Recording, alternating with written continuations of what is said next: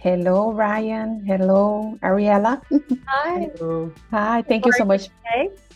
I'm good. And you? Thank you so much for your time. A pleasure to talk to you both. Oh my God, Uh, likewise. Thank you. yes, yes. Great movie. I like some of the cinematography, especially like very beautiful. So I'm gonna start from the beginning, like the inspiration for the script. And I don't know who wants to tell me this inspiration. Yeah, Absolutely, yeah. yeah. So it all goes back to the pandemic, really. Ariel was furloughed from her job at the Angelica Film Center in New York, and I was still working as an electrician in a prison. So it was kind of some grim times there. But Ariel and I were reflecting on where we were, where we wanted to be, the kind of stories that we wanted to be telling, and we decided that it was a now or never kind of thing, you know. So we revisited some films that we both loved, like. Coppola's The Conversation and Polanski's Chinatown, Antonioni's Blow Up, De Palma's Blowout, and we found this common thread of a specific kind of story structure called spiral structure that was very intriguing to us because we just kept talking about it and we're like, what is it about these films that we feel so connected to them? Um, and simultaneously, Ariel was reading Oliver Sacks's The Man Who Mistook His Wife for a Hat.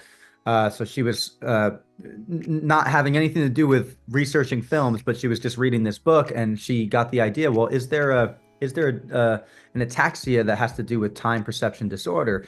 And she stumbled across dyschronometria, and it kind of unlocked everything. I don't know if you want to pick it up from there, but Yeah, no, I mean, every kind of step of this process was both like learning and figuring it out and doing.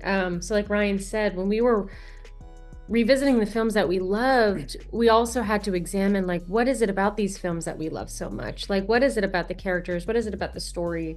Um and and yeah, I think it was I can't remember like the genesis, but it was around the time we were revisiting Vertigo and the Conversation when I was reading this book by Oliver Sacks, and when I got curious about a condition that would deal with sort of time perception that wasn't dementia. Um, yeah, I came across dyschronometry, and I specifically came across the story of a woman who had been dealing with it, and her words, just the way she expressed living with her condition, was so moving.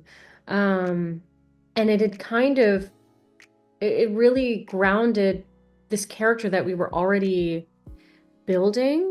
We were already interested in building a sort of Schraderian, lonely woman type of character. And yeah, her words just really made it grounded and real. And there was so much loneliness, but so much hope as well. And she was such a strong woman that really filled in the parts of it. It really gelled things together. Yeah, yeah, it's a bit, you did it like an amazing job because I think, you know what I mean, when you like have this special dimension, I've been having that in my family. Of course, your character is very young, but the people are older, and it's kind of that, lonely. And then you looking at your character, I was like, she's lonely, like she's like so. It was an amazing the way that you were able to transcribe that to me, and then I felt like, oh my gosh, that's that feeling, and you just said that. Thank you. I mean, that was a big part of developing Frankie. Ryan and I developed Frankie on the page, right? And we did as much on the page as we could, but then there's all the space around the written words, right? And in that space, we found um Frankie's emotional life and her physicality. But like you said, I mean, what is the portrait of a woman who's that lonely? What is her shape? How does she move in the world? How does she exist unseen? And that was a big part of her character that was rooted also in the story. It was rooted in her trauma, rooted in her trying to get to her daughter, and in her condition. So I'm happy that that translated. Yeah, yes. And in your eyes, the way that you look at sometimes, like you're very lost. And Yeah. this is the same eyes that I saw in my grandmother. I'm seeing in my dad right now. So it's amazing. It's really good. Sorry Good you're good going, job. Good job. sorry you're going through that. That's tough. Yes, but yeah, you'll be fine. You'll be fine. So Ryan, you have the best name of it because my son is Ryan, so Oh, there that's you why. go. Yeah, there we go. So you edit, and I think the edit is plays a big part on the structure of the movie. How was like the challenge there? And because I know that you guys have a lot of footage, like it's been like 2 years filming, creating. How was like this process of editing? Well, so it was interesting because going into the shoot, I storyboarded everything. So we had kind of knew how to edit the movie based on that. I think the fun part was I did what they call an assembly cut, which is just putting together what my vision of it was. The fun part for me was when we collaborated with a friend and mentor by the name of Yorgos Mavrosadidis, who we shared the film with. He's an editor. He works with Yorgos Lanthimos quite often, and he came back with a really great note. He said, "So proud of you guys, great work, but I think you can be more brave with the edit." And he gave us some notes and some ideas. And when he did that, it was suddenly like I've never went to film school or anything like that, so it was almost like my brain was just unlocked in a way.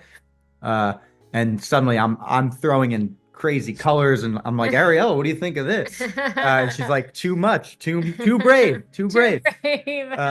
So it was really fun though because it kind of created a whole new level of creativity that I didn't for whatever reason I didn't know I could do.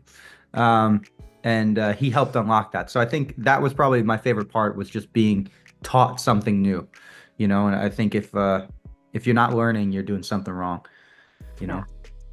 Yeah, exactly. And now and I think like there's some of the editing part, especially when she's get lost in time, that it's very important, like the timing and the Um, way yeah. it's like it's progressed throughout the movie. I really like that too.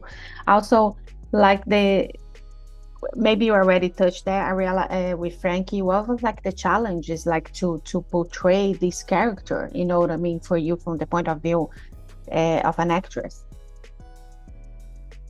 I would say what was practically challenging was doing it, shooting it the way we shot it, which was on weekends, over 2.5 years in the spring and fall.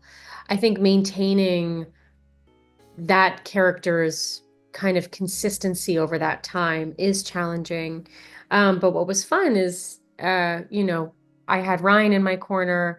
Our whole team was really locked in and making the same film, so we had each other's back. So I felt very safe, um, uh, to yeah, to keep her kind of in my bones. But I think what was fun about Frankie is she has this such a like a violent, chaotic, horrific internal life that she's carrying with her that's not expressed on the surface. It is expressed, it's held.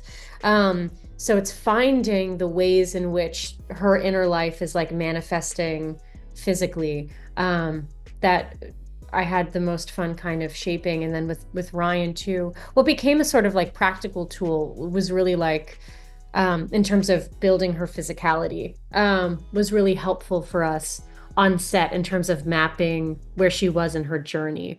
So she starts off as this, as a ghost, she's so small and she's trying to hide. She's not really looking in people's eyes. Her voice is very small. And then as she becomes more active in her investigation, as she becomes more activated as a person, someone sees her like she is when she's in that part of her journey, her whole physicality becomes activated, until it spills over. Everything that's kind of been living within her finally comes out. And I love that we gave her a chance to express that. That was Yeah, fun. that was good. And for you, Ryan, like from the point of view as a director, what was like your biggest challenge? I think the biggest challenge, I think more than anything, was honestly just getting everything we needed in within the time constraints that we had, you know, because we weren't, you know, we obviously didn't shoot with like the union or anything like that, but we wanted to make sure that everyone was treated with respect and that everyone felt like they were a part of this. And I wanted everyone, it was important to me to create the atmosphere that this is fun, even though inside my head and my heart, I'm broke. I have no money. I'm stressed out. I have to go to work on Monday, and you know what I mean? I have to run lenses back first thing in the morning. Like there's all these things. Trying to keep all of that at bay and put on the facade of you know, creating the best atmosphere to get the best work out of everybody.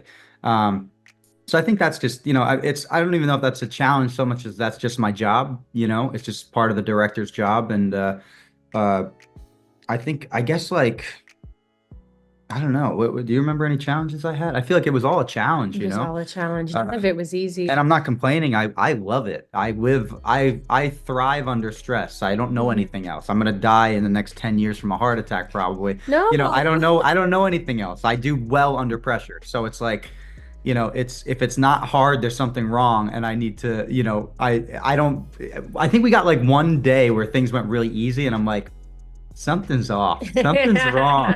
You know? Yeah, the whole process was a challenge. But that's the fun It's of it the all. fun of it. Yeah, it's problem It was solving. a learning experience. Yeah, and something goes wrong every day, every 10 minutes, you know? I love when things go wrong because it forces you to think on your feet. Yeah. You know, everyone starts to pay a little more attention. And then when the unexpected happens, it reminds you that we're capturing life, right? And life is messy. Life, I don't know, there's like an energy about a sort of a failure or failed attempt or challenge that excites me. Yeah. Absolutely. Yeah, that's good. Like the pressure, and I'm glad that you guys did not give up, because sometimes people, when you have all this pressure and all these challenges, and oh no, let's stop here, not finish. And I'm glad that you guys did, and we're able, and we're gonna be seeing. Everybody's gonna be seeing now. That's amazing. You know, I hope you guys are already working your next project. I hope so, and I cannot wait to see it if you do. And I'm gonna thank you guys so much for your time. A pleasure to meet you both, and a lot of success always. Thank you so much. Thank you. man. Have a good day. Appreciate it. You Have too. a good one. Bye-bye. If you like to support or continue to support Jana on Camera, don't forget to subscribe, like, comment, and share the videos.